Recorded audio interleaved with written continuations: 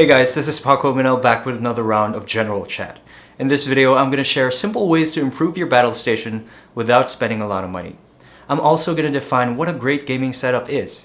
Reviewing these tips will help you get featured on REFORMAT. Let's get started. First up is something obvious, but something that a lot of people seem to neglect. You have to keep your setup clean and tidy. This includes wire management, but it's not limited to that.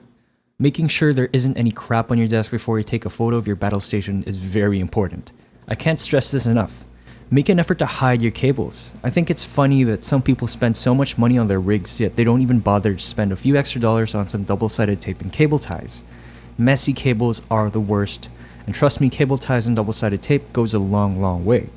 You can also find cable management sleeves and organizers for next to nothing on Amazon or your local hardware store. Long story short, even if you spend $10,000 on your setup, if it's not clean and tidy, it's not a great setup. Next up is speaker placement and audio components. I've seen so many setups online with 5.1 surround sound systems, but they're all placed in front, and that just doesn't make any sense at all since the idea of surround sound setup is supposed to, well, surround you.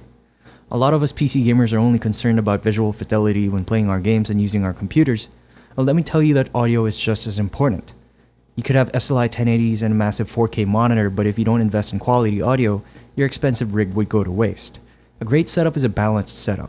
If you're using studio monitor speakers, make sure that they are at ear level so you would hear the sound the way it was meant to be heard. If you're using headphones, make sure to get an under-desk headphone mount or a desktop headphone stand. This makes using your headphones way more convenient, plus it's a great way to showcase your hardware. Tip number 3 is don't go crazy on RGB lighting. Yes, I know it's 2017 and in recent years everybody seems to go ham on blinding rainbow LED lights. Don't get me wrong, I love RGB LED lights as much as the next guy, but if and only if it is used correctly. Too many setups are a mashup of different colors that don't go together to form a cohesive theme, and that just totally ruins the mood. Too much of a good thing can be bad.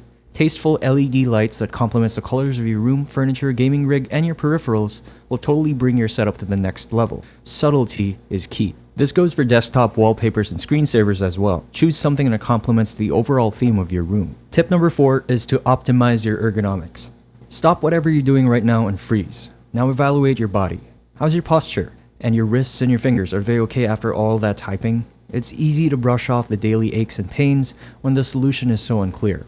One way to test if your ergonomics are on point is to move your chair away from your desk and sit down comfortably. For many people, it would look a lot like sitting in a car. Your feet are on the floor in front of you, your hands are on your lap, and your shoulders relax as you lean back just a bit. This is known as natural posture. Try to make your setup support this posture. Building around the natural posture, the keyboard and mouse should be shoulder distance apart and your arms at or below a 90-degree angle. This way, the muscle load is reduced and you're not straining. 2 things to help achieve this. First, consider purchasing a keyboard without a number pad, as the number pad puts the letter keys off-center. As for keeping the mouse and keyboard level, you might want to raise your keyboard with some DIY methods or get a flatter mouse. To find the sweet spot of your screen distance, sit back and extend your arm. The tip of your middle finger should land on your screen. That's it. To adjust the height, try this trick. Close your eyes, and when you open them, your eyes should land on the address bar. If not, lower or raise your monitor. Last but not the least, don't be afraid to be original. Just because someone has triple monitors doesn't mean you need triple monitors too. Just because everyone has RGB lights doesn't mean you have to.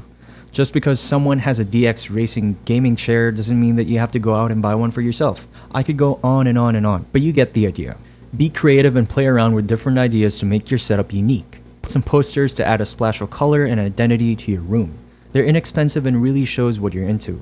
See what happens if you experiment with different monitor orientations. Inject some personality into your setup by decorating it with what you're passionate about, your unique interests.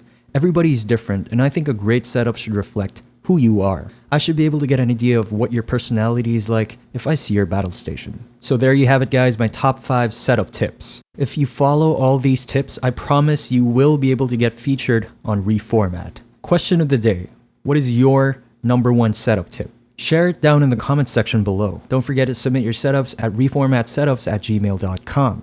Thank you so much for watching guys. Like, comment, subscribe if you enjoyed this video. As always, I am your host, Paco Minel, and I'll catch you in a future video.